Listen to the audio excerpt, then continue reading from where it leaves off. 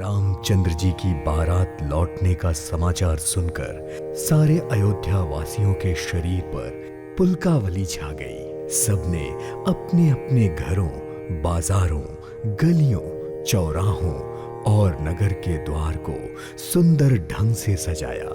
सारी गलियां अर्घ से सींची गईं। सुंदर चौक बनाए गए। तोरणों, ध्वजों, पताकों और मंडप से बाजार ऐसा सजाया गया कि जिसका वर्णन नहीं किया जा सकता।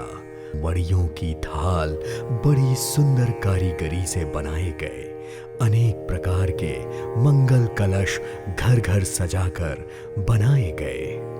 श्री रघुनाथ जी की पूरी अयोध्या की सुंदरता को देखकर ब्रह्मा आदि सब देवता भी अचंभित हो गए। उस समय राजमहल अत्यंत शोभित हो रहा था। उसकी रचना देखकर कामदेव का मन मोहित होने लगा।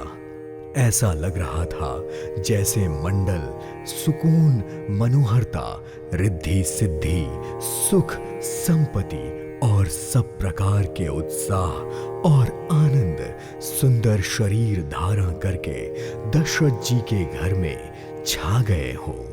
श्री राम जी और सीता जी के दर्शनों की भला किसे लालसा ना होगी। सुहागिन स्त्रियां झुंड की झुंड बनाकर चल पड़ी, जो कि अपनी छवि से कामदेव की स्त्री रति का भी निरादर कर रही थी। सभी सुंदर मंडल द्रव्य एवं आरती सजाए हुए गा रही थी। ऐसा लग रहा था जैसे सरस्वती जी स्वयं बहुत से वेश धारण किए हुए गा रही हो। राजमहल में आनंद के कारण शोर मच रहा था। उस समय के सुख का वर्णन नहीं किया जा सकता। कौशल्या जी आदि श्री राम जी की सारी माताएं प्रेम के विशेष वश में होकर अपना सुध ही भूल गईं। गणेश जी और त्रिपुरारी शिव जी का पूजन करके उन्होंने ब्राह्मणों को बहुत सा दान दिया।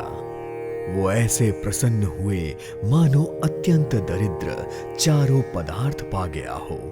सुख एवं महान आनंद के कारण सब माताओं के शरीर स्थिर हो गए। उनके चरण चल नहीं पा रहे थे। श्री राम जी के दर्शन के लिए वो अत्यंत प्रेम से भरकर परछन का सब सामान सजाने लगी।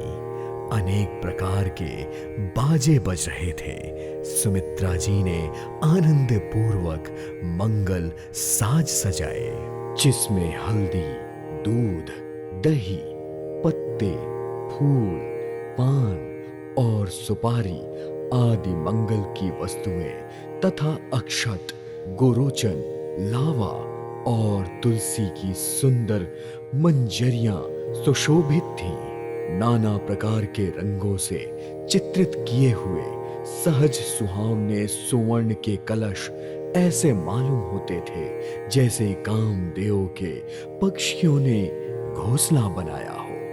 शगुन की सुगंधित वस्तुओं का बखान नहीं किया जा सकता।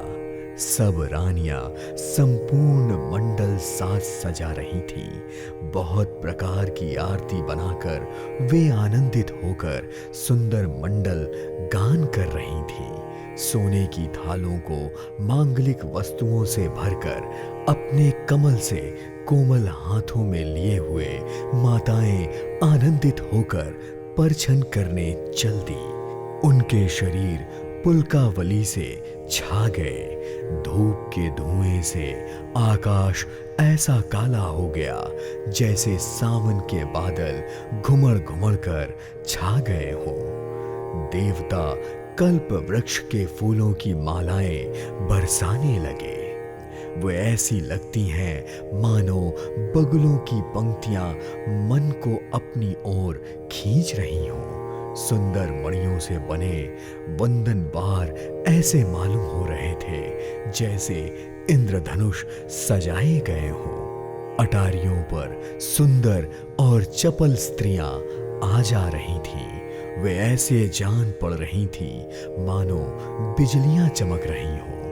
नगाड़ों की ध्वनि ऐसी लग रही थी जैसे बादलों की घोर गर्जना हो रही हो, और लग रहा था जैसे देवता पवित्र सुगंध रूपी जल बरसा रहे हो, जिससे खेती के समान नगर के सब स्त्री पुरुष सुखी हो रहे हैं। प्रवेश का समय जानकर गुरु वशिष्ठ जी ने आज्ञा दी। तब रघुकुल मणि महाराज दशरथ जी ने शिव जी, पार्वती जी और गणेश जी का स्मरण करके समाज सहित आनंदित होकर नगर में प्रवेश किया और चारों ओर सुकून होने लगे। देवता दुंदुबी बजाकर फूल बरसाने लगे। देवताओं की स्त्रियां आनंदित होकर सुंदर मंगल गीत गाकर नाच रही थीं। सुत, भाट और चतुर नट तीनों लोकों के परम प्रकाश स्वरूप श्री राम जी का यश गा रहे थे। जय ध्वनि तथा वेद की निर्मल श्रेष्ठ वाणी दसों दिशाओं में सुनाई पड़ रही थी। बहुत से बाजे बजने लगे।